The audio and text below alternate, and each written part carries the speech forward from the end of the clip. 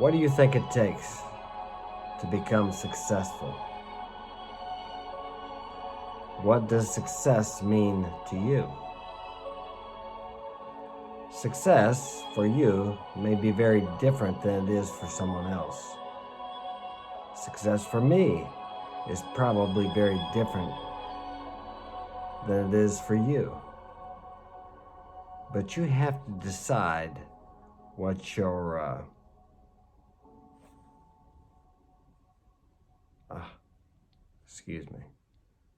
definition of success is. Everybody's is different, but what is yours? The most important thing is, what is your definition of success? That is the most valuable question you can ask yourself. Because if you don't know what that is, then how are you going to know how to get there? Or if you get there, you are there. It's amazing how many people don't have what they want. And they can give you a list a mile long of the things in their life that they don't want. And they spend much time complaining about it and putting energy into thinking about the things they don't want. And guess what happens? They get more of what they don't want. And it's okay to know what you don't want. It's important. But what you can do is make a list of all the things you don't like in your life, you don't want in your life, on the left side of the paper. That will be easy for you. Okay, and to the right side, each one of those things, write down the opposite, what you do want. For example, let's say you have a wife that nags. Okay, what I don't want. I have a wife that nags. What I do want. I want a wife that I get along with good. Now, that doesn't mean you go trade your wife in for a new model, because it may be you. She may be nagging because you're not doing anything. You may need to get up off your butt and be the man that she fell in love with, or continue to be the man that she fell in love with. All right, that's one. Okay, I don't want a car that I can't trust to make it to my job on time. Or if you're self-employed, to the job on time. What do you want? I want a dependable, trustworthy car. Okay, and then you can, after you get this list made, you can, beside each one of those things that you do want, make a plan of how to get that. Now, your plan's not going to go exactly how you write it out, but it will give you a direction to head off into.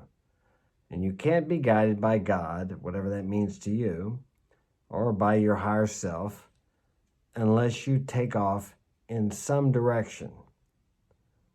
I mean, think about it. Can you be guided sitting on the couch? How are you going to be guided anywhere if you're sitting on the couch? You've got to get up off the couch and start moving in a direction before someone can guide you. When you're going up a mountain and you have a guide, you're moving up the mountain. Well, this is the mountain of life. And guess what? There's going to be some difficult times, challenges, situations that you're going to have to go around, go through, go over, go under, whatever. And I get it. If you're working for someone else, I understand. Because you can go to work in the morning and come home and leave it there, if you're psychologically or mentally able to do that. But when you're self-employed, or you're an entrepreneur, as they say, you can't do that. And sometimes you run up against things that really want to maybe make you want to quit. I never think about quitting anymore. I did years ago, maybe I did. I don't remember. Well, when I was young, I quit everything. And one day I started boxing, and my mom says, I don't know why you're doing that. You're going to quit. You quit everything. And I thought, you know what? I'm going to show her. So from that time, I stopped being a quitter. But I understand why people don't want to be self-employed. I'll give you an example. Let me see. Last week, one of my vans broke down. Then the other one broke down. Then my furnace quit. Let me see what. Oh, then I had frozen pipes. And I could list a whole slew of things, just pop, pop, pop, pop, one thing after another. But you know what you got to look at these things like? This builds character. This builds inner strength. And are you going to act with integrity during these things? Are you going to treat people good, even though your life seems to be going to crap? And you wonder what's going to happen next, but you don't want to do that because I'll guarantee you something worse could happen next. So you want to try to be joyful in this and thank God for it. I know that sounds crazy, but you got to do that because if you have a goal, and I've talked to you guys about having written goals, then this is moving you towards that goal. Many people say, well, I want this beautiful car, I want this, I want $1 million, I want $10 million. Okay, you want that, but do you want the responsibility that goes along with it? Oh, I want a family, I want a wife. Do you really? Okay, I think you probably do want that, but do you want the responsibility? As you guys know, I was married, divorced 12, 13 years, something, 14 years, 12, 14, almost 14 years. Okay, it's just been me and the kids for the last 13 years or whatever it is. I wanted a family. I always wanted a family. I wanted a big family. I wanted 15 kids, but I wanted a wife to go along with it. Well, it didn't work out, okay? But there was a responsibility. When she left, there was a responsibility I had to take on. I had to raise my kids by myself. Okay, so you ask yourself, you want a family. Of course, you have to have a woman. Okay, let's say you're married or you live together, whatever it happens to be. Are you willing to take on that responsibility? If something happens to her, are you willing to take on raising those kids by yourself? Or if she would happen to divorce you, are you willing to go through that? Are you prepared to go through that so you can come out on the other side a better, stronger, more capable man? Not that you should expect to have a divorce, but you should prepare that no matter what happens, you're going to be a father, you're going to be the best you can for your family. But be the best you can for yourself first.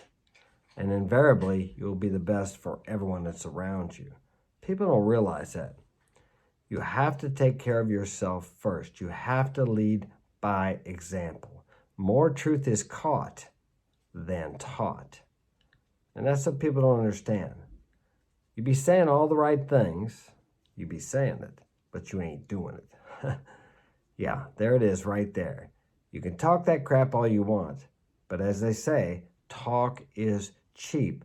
What do your actions say about what you believe in? Faith without works is dead. Belief without action is dead. I'm a firm believer in the law of attraction, that you draw into your life what your dominant thinking is. But you can be sitting there thinking about money all day. But what you're thinking about is you don't have enough to pay your bills, to pay the mortgage, to pay for food, to pay for gas, etc., etc. Well, guess what you're thinking about? Lack. You're thinking about lack in a world of abundance. And if you grew up in the U.S., you live in prosperity. You live in paradise. It's all around you. Maybe not exactly in your area. Maybe you grew up in an impoverished area, but you don't have to go far to get out of that to see the prosperity and the dreams people have had, how they've come to fruition because those people took action in a positive direction. They quit complaining about what they didn't have and they started focusing on what they do have. It's like the story of the widow in a big black book that I read sometimes. The prophet came to her house and he asked her, "What do you have?" "Well, I've only got 3 drops of oil." And he said, "Go gather vessels from your neighbors." And they brought the vessels back. They focused on the 3 drops of oil and she had oil running over and all the vessels were filled. Now, the moral of that story, if you like, is that whatever you focus on grows. So if you're focusing on lack, guess what you're going to have more of? Lack. So when you think about money, think about what you have. I don't care if it's just $1 in your pocket. You know, where I lived in Latin America, there was people that live on $1 a day with a family. They eat a lot of bread. They have a lot of bread stands down there, all different kinds of bread. Tostada, just all different kinds of bread. I like the sweet tostada. I can't remember all the names, but they live on that because it's cheap. You can buy a day's worth of bread, or at least you could when I was down there in 2009, for $1 to survive on. In Jesus Christ's time, I don't know why they call him Christ, Jesus' time, Jesus is the Christ, but that's a whole other video. I don't want to get into religion here. I'm not a religious guy, but I study the old books and the prophets and stuff like that. So they lived on bread because bread is cheap. But we don't have to live on bread up here. We have so much. I mean, right up the street from where I live, probably 2 blocks, there's a food pantry. And 2 days a week, I see all kinds of people there, most of them in cars, getting food. And they even have a little box outside, an emergency box, where I could go up there if I was hungry, open it up, and I could take some food out. They don't have that in other countries. When I run on the streets, I found all kinds of money, quarters, dollars, dimes, pennies. Now, you may think that's not much, but you go to these other countries, you won't see money laying on the ground like that. Not in the abundance that I see it up here. There's only abundance out there. Man created lack with his greed.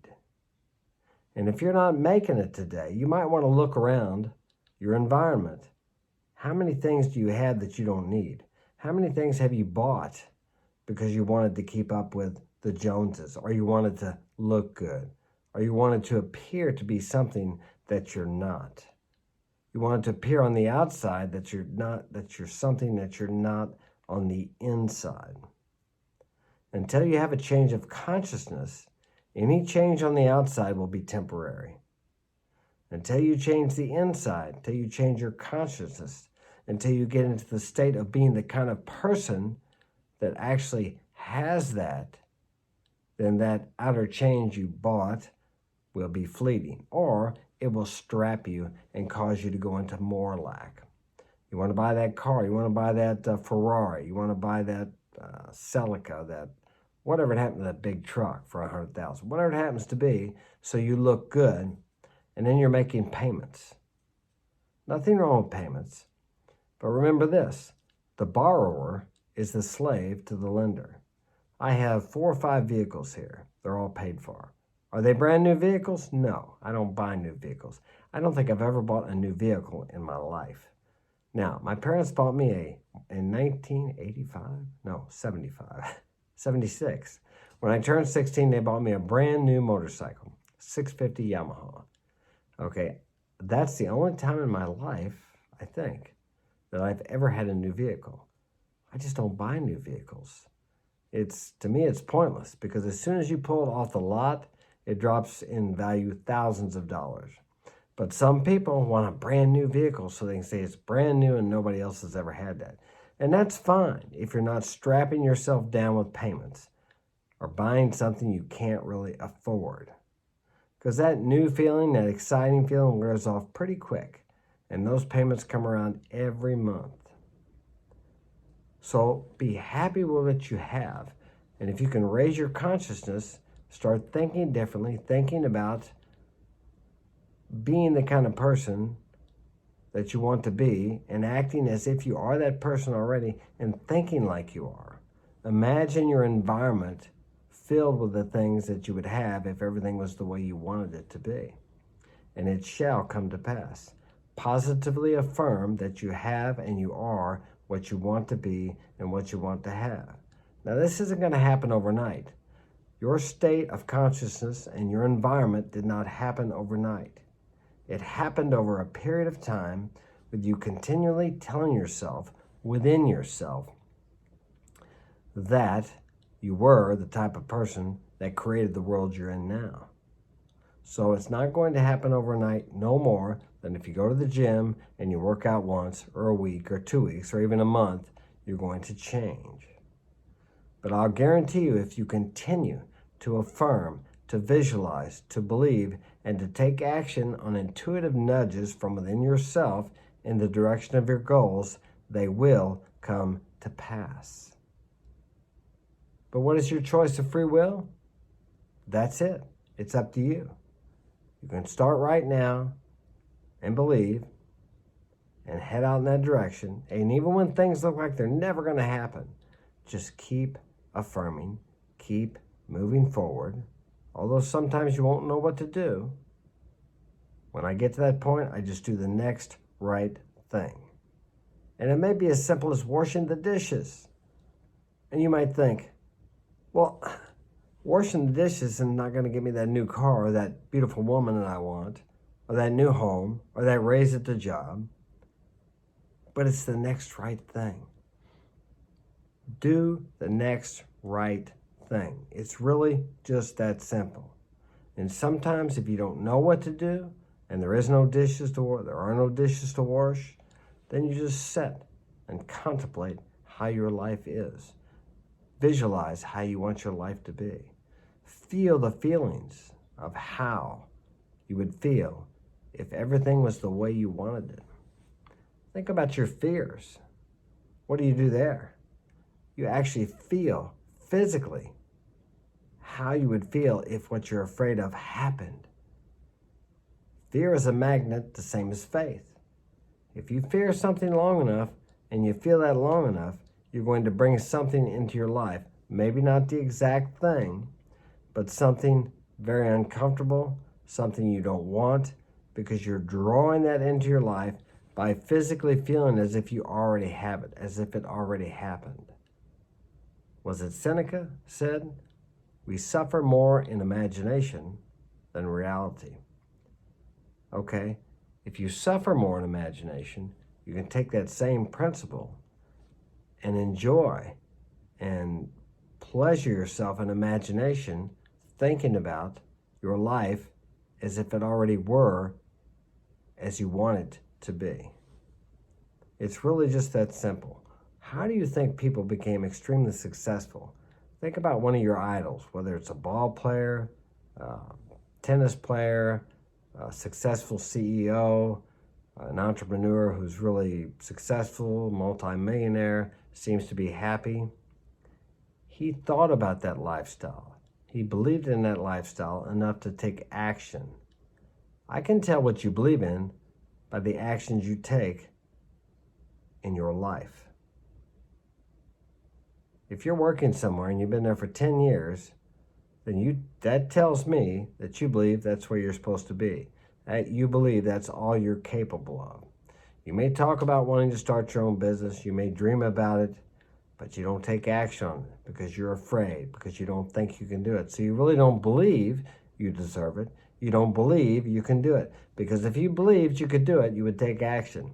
And even if you fell on your face, you would get back up and try again. That's what successful people do. And if you're in a company and you want to rise to the top, then I will be able to tell what your beliefs are about you being able to achieve that by the actions you take. You get to work every day early, you stay late. You get there early, you stay late. You've done this for years. You work hard, you do what needs to be done. You stand out, and even if you don't advance in that company, you're giving more than you're getting paid for. The day will come when you'll get paid more. How's it say? You will get paid more than what's the saying? I gotta do this. Let me see. You'll never get paid more than you're getting paid now until you do more than you're getting paid for now. That's how it goes. I can't interrelate it to that I said, but I hope you get the message there. Do more. Even if the company doesn't pay you, you'll be promoted somewhere else. Someone will see. The universe, God always sees. All of you would agree with me that you can't get something for nothing in life, probably. I mean, that's kind of a general rule, right? Well, guess what? The opposite is true. You can't give something for nothing either. Whatever you give out there comes back to you. Now, it rarely, if ever, comes back from the person or the institution that you gave it to. But granted, trust me, it will come back sometime down the road. Now, are you aware enough to see it, to remember what you did? That works both ways. You put evil or bad or hurt people, you do that, you put that out in your life, that comes back to you also. Whatever you put out there comes back multiplied. Are you complaining all day? Are you critical of people? Criticism was something I struggled with, and I really had to watch myself. My first impression sometimes when I see someone and I don't like the way they're dressed or whatever, or they don't take care of themselves, I want to criticize in my mind. I don't say anything to them, but in my mind, I want to criticize. But what I do is I stop that and I purposely think of something positive about that person. I may even verbalize it to myself out loud. It depends. That's how you cooperate. That's how you change the way you think. And that will become a habit. Instead of being critical in the first thought, you'll eventually get to where you think something good about that person. Because whatever you focus on grows in your experience. So if you focus on the good in people, situations, and everything, just like I told you about my car's breaking down, my van's breaking down, the furnace, the pipes freezing, there's good in that. Can I see it? I can see it now, a day or two later, but I couldn't see it at the time. I got to fix all the stuff that I could fix, and I felt good about it. I can do a little bit of everything because I grew up in the construction trades. I worked on vehicles. We haven't fixed the one van yet. Oh, and when I got the other van out of the garage yesterday, I got one of them running, right? I drove it home, and I was going to a meeting that evening. I went out to start up, wouldn't start, the battery's dead. I just had to laugh. So I suppose I have to buy a new battery for that one now. So as it stands, they're both broke down in the moment. But that's okay. I'll get them running again. Well, that's it. I'm going to stop. But hopefully I gave you something that you can use to make your life better. You can either take these things and allow them to make your life bitter or make it better. And that's your choice. How do you perceive these things? Is life happening to you or is life happening for you? I prefer the latter. And I think you will too if you practice that for a while. Hit that like button, subscribe. Thanks for staying to the end. Take care, and I'll see you soon.